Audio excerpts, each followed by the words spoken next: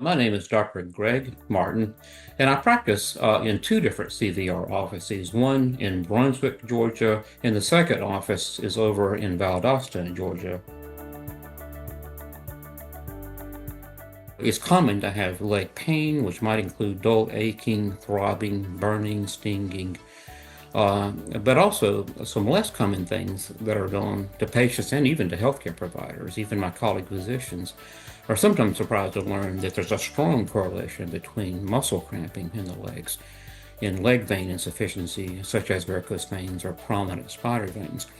Almost always, successful leg vein treatment will improve leg cramping tendencies in those who have it chronically. Another surprising thing would be that of restless leg symptoms. We're learning increasing with experience and studies that a good large percentage of restless leg symptom cases are simply just leg vein issues. I would also say that heaviness and tiredness is another thing that's often overlooked. Many people think, well, I'm getting older, or doesn't everybody feel like this when they get to this age and so forth. But in fact, patients at any age can often have light, fresh, and energetic legs, and patients find that they can stand longer, be on their feet longer, tolerate travel better, such as long car trips and plane travel better after successful varicose vein and spider vein treatment.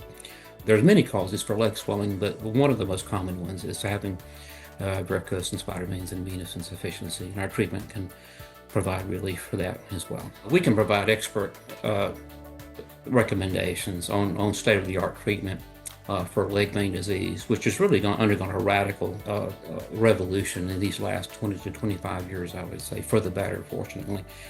And